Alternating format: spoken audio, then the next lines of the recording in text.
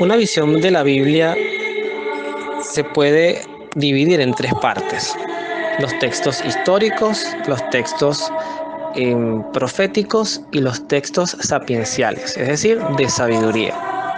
Dentro de los textos sapienciales, ya llegaremos en algún momento a ellos, si Dios nos lo permite, están los libros de Job, está el libro de la sabiduría, el Eclesiastés, etcétera. ¿Okay? De los proféticos, bueno, todos los que son los profetas mayores y menores, y los históricos, todo en cierta forma también tiene muchos elementos históricos. Los profetas hablan en un lenguaje a veces poético, directo, inspirador, de hechos que iban a ocurrir, porque al final, como se ha enseñado también, todas las profecías se cumplen en Jesucristo. Pero dentro de toda la gama que tiene la Biblia, hay un elemento espiritual que no podemos dejar por fuera. La Biblia es una manera de conocer a un ser que es Dios, que es espíritu, que está pleno de poder, de voluntad, de inteligencia, de majestuosidad, y que se encarna. Fíjense ustedes que como que asume una condición que no tenía, que era espíritu. Y si vamos a hablar de espíritu, vamos a hablar de un mundo espiritual, que generalmente lo tenemos muy contaminados, si me permiten el término, con muchas cosas que no tienen que ver con Dios, pero que se tratan de hacer en algunos momentos complemento de nuestras inseguridades, de nuestras preguntas, de nuestras dudas. En esta línea, hoy vamos a adentrarnos en un mundo espiritual. El mundo espiritual es muy diverso y muy rico. Está el mundo angelical, está el mundo demoníaco, que también existe y que es real. Está el mundo de los espíritus que sería, bueno, tu condición y la mía cuando seamos llamados a la otra realidad, a la vida eterna. Está el mundo de los condenados, de los salvados, de los que están en fase de purificación, que no voy a entrarme ahorita propiamente en esto, también habrá un momento para hablar de ello, pero sí vamos a tratar hoy de complementar muchas cosas en una ponencia que les voy a presentar con la ayuda de Dios y pidiendo y clamando su inspiración, la inspiración del Espíritu Santo, porque creo que el tema de hoy es muy rico y muy variado, pero donde básicamente nos vamos a centrar es justamente en lo que dice la introducción: la idolatría y la desconfianza. En el libro de Samuel, que seguimos en él, ya estamos a punto de terminar en nuestro recorrido. El primer libro, Samuel tiene 2 libros, de hecho esta pudiera ser prácticamente la última parte que vamos a hablar, a reflexionar de este primer libro. El capítulo 28 de este libro tiene un título que se llama Saúl, abandonado, consulta a una mujer espiritista. Ese es el título que está en la Biblia, por lo menos la versión latinoamericana de la Biblia, que generalmente habita, hace vida en nuestros hogares. Dentro de todo lo que allí hay, fíjense que la reflexión va a empezar en el versículo 8, pero para que podamos entender previamente, estamos hablando de un Saúl que literalmente se ve abandonado, temeroso, se siente que Dios le da la espalda y tiene cierto grado de ansiedad por saber qué le va a pasar.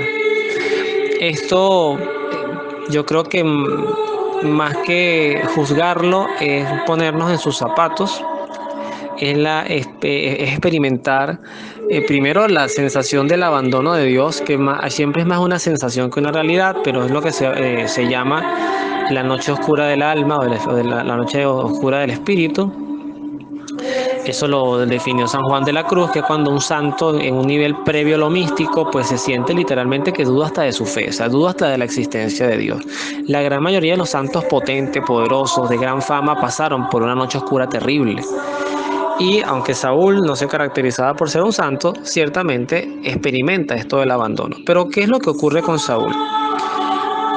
Saúl sabía, que se sabía rey, y además pertenecía a un reinado donde el espiritismo, el consultar espíritus, que iba muy asociado a la idolatría, estaba penado hasta con la muerte. O sea, eso es si vamos a las leyes del Levítico, de Deuteronomio, nos vamos a dar cuenta que efectivamente Saúl, o sea, el pueblo hebreo condenaba la hechicería, el espiritismo, la adivinación. Eso está pero claramente condenado en la ley judía. Si esto estaba condenado, era absurdo que su rey, que era en parte custodio de las leyes judías, porque esto era un reinado, lo que a veces eso tiene un nombre político que tiene que ver mucho con cuando se reina desde lo religioso. Ahorita se me va poco el nombre, si lo recuerdo, pues lo incorporaré más adelante. Pero tiene que ver, por ejemplo, los países musulmanes de corte bastante fundamentalista, todo su gobierno se fundamenta en el Corán. Entonces, el judío, en cierta forma, tenía leyes que estaban establecidas en la Torá, la ley. Y entonces llama la atención que el rey, que esto fue como la guinda de la torta de Saúl, el rey ante esta sensación de abandono lo primero que hace es recurrir a un espiritista. Pero cuál es todo el preparativo de esto? Bueno, dice el texto que Saúl se disfrazó y fue a ver a la mujer que acompañado por dos hombres, a esta mujer que era espiritista. Llegaron por la noche donde la mujer y Saúl le dijo: consulta al espíritu del que yo te diga. Pero la mujer respondió: bien sabes que por mandato de Saúl, fíjense ustedes, por mandato de Saúl han sido expulsados del país todos los hechiceros y adivinos. ¿Para qué me tientas y me expones a la muerte? Saúl le dijo: te juro por Dios que esto no te traerá ninguna molestia. Entonces la mujer preguntó: ¿a quién quieres que invoque? Y él contesta: llama a Samuel. Recordemos que Samuel, bueno, previo a esto, Samuel ya estaba muerto, acababa de morir, pues dentro del relato del libro. No les voy a decir que murió ayer o antes de ayer, pero Samuel estaba ya muerto, que era el que de hecho lo unge a él como rey y el que después ungiría a David. La mujer entonces vio a Samuel, lanzó un grito fuerte y dijo a Saúl: ¿por qué me has engañado? Tú eres Saúl. Él le dijo: no temas. ¿Pero qué ves? Veo un fantasma que sube del abismo. Saúl preguntó: ¿qué apariencia tiene? Ella respondió: el que sube es un anciano envuelto en un manto. Saúl comprendió que era Samuel y le postró hasta tocar el suelo con su cara. Samuel le dijo: ¿por qué has molestado mi descanso llamándome? Saúl respondió: estoy en un gran apuro. Los filisteos me hacen la guerra y Dios me ha abandonado. No me responden ni por medio de profetas ni por medio de los sueños. Por eso te he evocado, para que me digas lo que debo hacer. Samuel le contestó: ¿para qué me consultas si sabes que Dios te ha abandonado y ha elegido a otro? Yahvé ha hecho contigo lo que había anunciado por mis palabras. Te va a quitar el reino para dárselo a tu prójimo David. Acuérdate que no has obedecido la voz de Yahvé cuando te ordenó que fueras instrumento de su venganza contra los amalecitas. Por eso Yahvé te trata hoy de esta manera. Más aún, Yahvé te entregará a ti y a Israel, tu pueblo, en manos de los filisteos. Mañana tú y tus hijos estarán conmigo, y el ejército de Israel será derrotado por los filisteos. Saúl se estremeció y cayó de bruces al suelo. Estaba asustado por las palabras de Samuel. Además, le faltaban las fuerzas porque no había comido en todo el día. Palabra de Dios, te alabamos, Señor. Un resumen muy claro. Primero, esto me gusta hablarlo a las personas que les gusta consultar adivinos, brujos, espiritistas, personas que dicen adivinar el futuro. O las personas que invocan espíritus, que a veces se sorprenden porque llegan los espíritus y estos espíritus empiezan a decirle cosas que en teoría nadie debería saber. Entonces, no, ahí tiene que estar Dios presente, porque es que me dijo las últimas palabras que me dijo mi abuelita antes de morir, y en esa habitación solamente estaba mi abuelita y yo. Lo primero que hay que saber de esto es que el mundo espiritual que no está de Dios, es decir, el mundo demoníaco, porque solamente esto tiene dos visiones: lo que es de Dios y lo que no es de Dios, es un mundo demoníaco. Tiene también acceso, tiene también poder y tiene también muchos dones. No olvidemos que los seres espirituales, los ángeles caídos, eran, como lo acabo de decir, ángeles, y estos ángeles están dotados, no perdieron el dote de tener voluntad e inteligencia divina. O sea, de hecho, en el Génesis hay un texto que está derivado de un libro que se llama, que lo escribió una persona que se llama Enoch, y habla de los Nefilim, que eran una suerte de gigantes. No voy a hablar de eso ahorita, pero esto, cuando él define a los Nefilim, dice que eran hijos de Dios con mujeres. Cuando hablaba de hijos de Dios, hablaba de seres espirituales, y estos seres espirituales eran ángeles. Entonces, el texto ciertamente recoge que hay un mundo espiritual activo, dinámico, que trabaja 24/24, y que su única misión desde el punto de vista maligno, por así decirlo, es alejarnos de Dios. y está el mundo espiritual de Dios, de los ángeles custodios que buscan mantenernos en la gracia. Entonces no debe sorprendernos que una mujer hechicera que no cumplía la ley, que tenía un don de convocar espíritus y que lo ejercía de una manera para, en cierta forma, porque es así, esto no se hacía gratis, para lucrarse, para hablar del futuro, tenga esta posibilidad de acceder a informaciones y poderes que nos sorprenderían. Por eso la primera recomendación es no hacerlo, porque esto literalmente es una traición a la confianza, a la fe y a la providencia de Dios. El otro punto, vean de dónde viene Samuel. Samuel no desciende del cielo, Samuel sube de los abismos. Si dice que Samuel sube de los abismos, diga, bueno, ¿por qué Samuel no estaba en el cielo? Eso lo explica la misión de Cristo. Desde el pecado de nuestros primeros padres, Adán y Eva, hasta la venida de Jesucristo, el cielo estaba cerrado para la humanidad. No había la posibilidad de tener la visión beatífica de Dios. Cristo se hace puerta a través de la cruz para reconciliar a la humanidad con Dios desde el punto de vista de la gracia. Y esa gracia recuperada es lo que explica cuando nosotros citamos el credo, que dice que Cristo murió, descendió a los infiernos. Cuando desciende a los infiernos, se refiere a este primer lugar, digamos, si lo viéramos a nivel de profundidad, a este primer lugar superfluo, que sería como una suerte de un limbo, donde estaban todas las almas de los justos. Samuel, Isaías, Jeremías, Moisés, que habían muerto, no quizás en un nivel de santidad, pero sí en un nivel de justos hombres de Dios, y que debían estar con Dios, pero no podían porque el cielo no estaba abierto para ellos. Es a través de Cristo que se restituye la gracia y la posibilidad de salvación por medio de Jesucristo para el hombre. O sea, quien cree en Cristo se salva. Diría alguien, ergo, si no cree en Cristo no se salva, eso no me compete a mí decirlo, pero se hace un poco más difícil, pero seguramente Dios siempre abrirá los caminos para que todos podamos llegar a la salvación. Entonces Samuel asciende, no desciende, asciende de unos abismos, o sea, viene de abajo hacia arriba, viene como en un lugar de decir, fíjense que habla de mi lugar de descanso, no de mi lugar de tortura. O sea, no es que estaban en una suerte de purgatorio sufriendo, aunque el sufrimiento mayor para ellos era no poder ver a Dios, no poder estar con Dios. Y el tercer punto es que Samuel habla de un abandono de Dios a razón de ¿qué? De un pecado.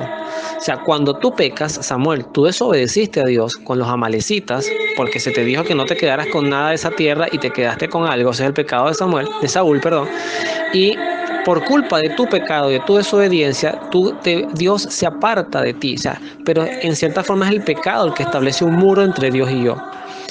Y en todo eso, cuando nosotros estamos en condición de pecado mortal, cuando estamos en una condición de pecado crónica, por soberbia, no querer reconocerla, perdemos la gracia y estamos totalmente desvalidos y somos presas de nuestros enemigos. ¿Y quién sería la traducción de los filisteos a nuestras vidas? El pecado, el demonio, las tentaciones, la lujuria, el mundo, la carne. Todo eso sería la debilidad. Nos hacemos fáciles para el enemigo en derrotarnos, en caer en la batalla. Entonces, primero, existe un mundo espiritual. Segundo, con el cual no debemos jugar. Segundo, la confianza en Dios. Plena, absoluta. Nosotros no debemos buscar que nos digan el futuro. Tenemos que analizar nuestro presente y aquellas cosas del pasado que debemos perdonar, sanar o superar. Eso sí. Y como tercer elemento, el pecado nos aleja de Dios. Nos hace estar abandonados de Dios. Ahora complementemos la historia con el libro de los Hechos. En el libro de los Hechos de los Apóstoles aparece un personaje maravilloso que es el mago Simón. Eso lo pueden ver en el capítulo 8. El mago Simón, como su nombre lo indica, era un hombre que, tenía ciertos dones y hacía ciertas maravillas que sin duda cautivaban a propios y extraños.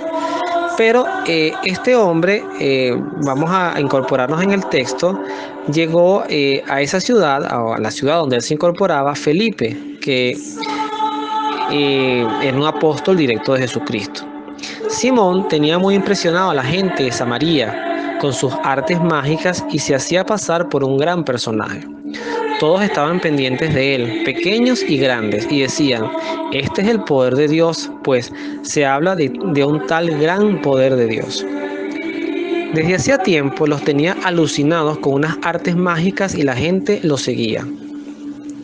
Pero cuando Felipe le habló del reino de Dios y del poder salvador de Jesús, el Mesías, tanto los hombres como las mujeres creyeron y empezaron a bautizarse.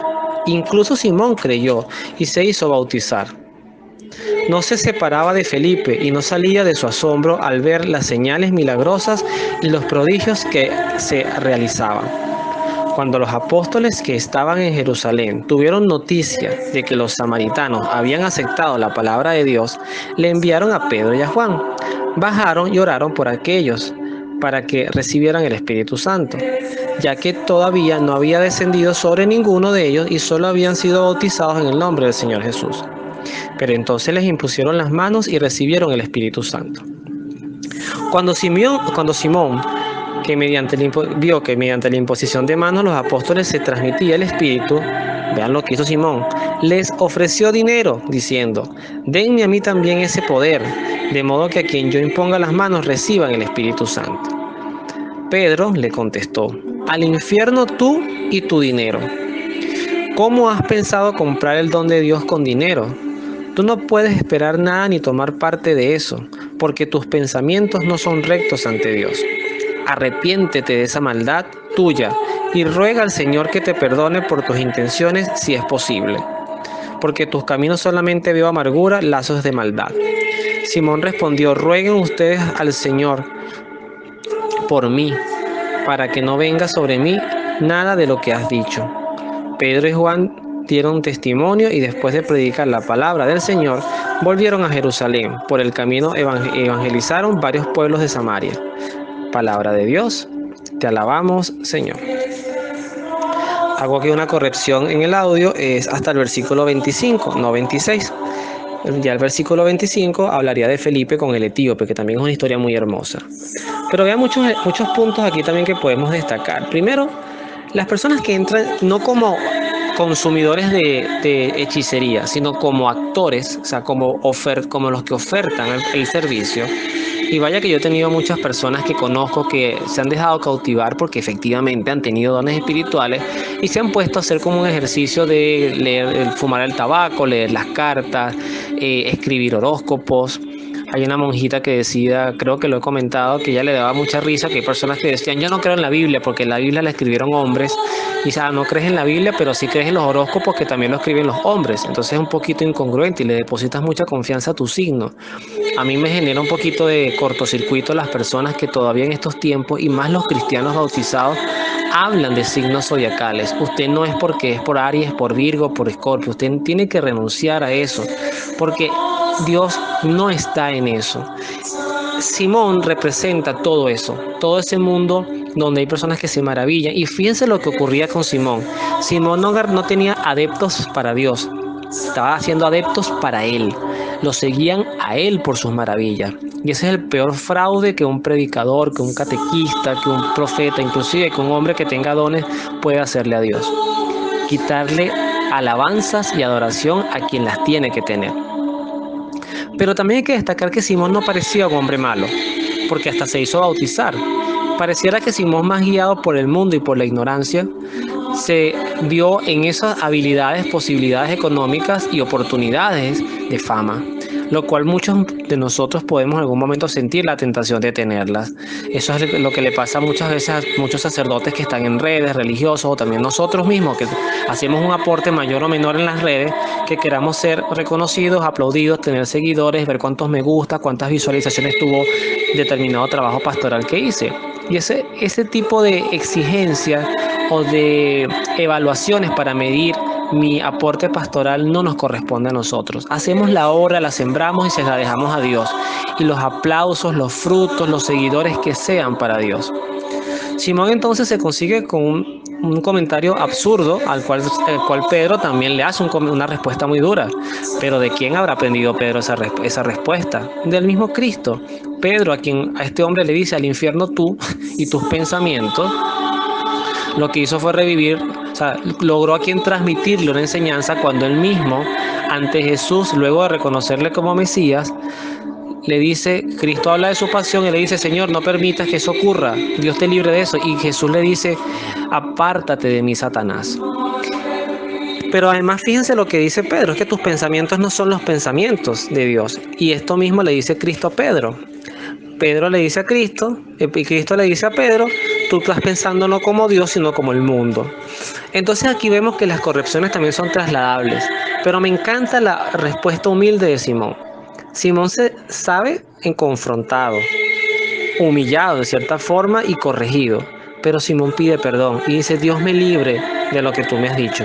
Y este punto en Simón es que destacarlo y que también destaca que era un hombre bueno, porque hay una historia que está en los Hechos de los Apóstoles, que es la historia de Zafira. Déjenme buscar un poquito el texto para decirles, no lo tenía preparado, se me acaba de venir, pero ahora es el pecado de dos personas, era un matrimonio, que ellos, Ananías y Zafira, era hombre y mujer, Ananías y Zafira, que ellos engañaron a Dios, pero con toda la intención, engañaron a los apóstoles. Y Pedro los mató en seco con la palabra, muere en este instante, y esos hombres cayeron muertos en tierra. No estoy exagerando, esta historia la pueden conseguir ustedes en el capítulo 5 de los Hechos de los Apóstoles, se llama El fraude de Ananías y Zafira. Pero ¿por qué Pedro en ese punto, por el poder del Espíritu y por la autoridad de Dios, da muerte a Ananías y a Zafira de manera por separado? Porque además les descubre un engaño intencionado, y a Simón no le hace lo mismo. Insisto, porque el pecado de Simón es un pecado más de ignorancia que de intención. Era un hombre que venía formado bajo esa cultura de dinero, de poder sacar provecho de algo que eventualmente él tenía, creo que era un don, y había entendido que si tienes un don, pues vamos a sacarle rendimiento económico. Vemos aquí de manera redonda que primero los dones de Dios no están hechos para lucrarse, no están hechos para obtener seguidores para mí, no están hechos para prometer cosas que no me corresponden prometer. Yo puedo tener el don de sanación, porque hay personas que lo tienen, y ese don es de Dios. Pero quien tiene el don de sanación a la vez tiene que tener el don de discernimiento, de saber a quién puede decir con la autoridad de Dios queda sanado y a quién tiene que decirle ofrece tu enfermedad, lo cual quiere decir que no vas a quedar sanado. Y eso hay que saberlo escuchar y saberlo vivir. A diferencia de las personas, y eso pasa en todas las denominaciones católicas y cristianas, y muchos charlatanes de la fe que hacen a las personas ir a cultos, le sacan dinero y si tu ofrenda es bastante sustanciosa, jugosa, pues Dios será bien generoso contigo. Eso es robar a la gente, eso es un simonismo, pero intencionado. Simón es el padre del comercio cristiano, pudiéramos decirlo así, de todo aquel que comercia con el cristianismo. Pero Simón lo hizo por ignorancia. Quien lo hace a conciencia, ese sí tiene ganado el destino de Ananías y de Zafira, porque la fe no se hizo para comercializarse, es ofrecida a Dios y con todo el amor del mundo. Por eso vemos desde Saúl lo que puede generarnos la desconfianza. Cuando Dios no me responde, yo busco que me responda por otras vías, o me busco dioses alternativos que respondan a lo que yo estoy pidiendo ya. O sea, a mí Dios no me puede dejar en visto, dirían los muchachos de hoy. Si yo veo que está en azulito es porque me leyó, bueno, que me responda. Yo no acepto de Dios que me dejen visto. A veces la respuesta de Dios es el silencio, eso hay que aceptarlo, eso hay que saberlo vivir, porque eso potencia la confianza. Vean la imagen de Cristo en el huerto de Getsemaní. Aparta de mí este cáliz, pero no se haga mi voluntad sino la tuya. Señor, te pido esto, pero si tu decisión es no, es callar, es decirme que no me vas a dar respuesta, yo lo acepto y lo valoro, y aún así mantengo mi fidelidad en ti. Queridos escuchas, esto es un desafío de fe importante, esto es un crecimiento de fe para ti y para mí.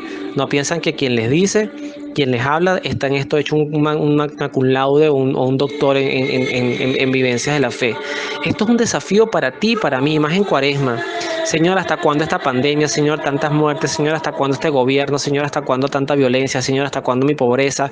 ¿Hasta cuándo esta crisis matrimonial? ¿Hasta cuándo estos problemas con mi hijo? Entrégate a Dios. Haz la oración de abandono a Dios, que solamente diga en ti confío, como lo sugiere la oración de la Divina Misericordia. Confía en Él, que Dios no deja nunca a nadie con las manos vacías. Puede ser que te dejen visto, pero lo cual no quiere decir que nunca te escuche. Es más, para que tengan una idea, la oración siempre, con la imagen del WhatsApp, la oración siempre de parte de Dios va a estar en azul, pero no siempre será respondida por Dios en el momento que queremos, y a veces también hay que saber interpretar los silencios y los tiempos de Dios. Bueno, que Dios los bendiga, nos vemos en la oración.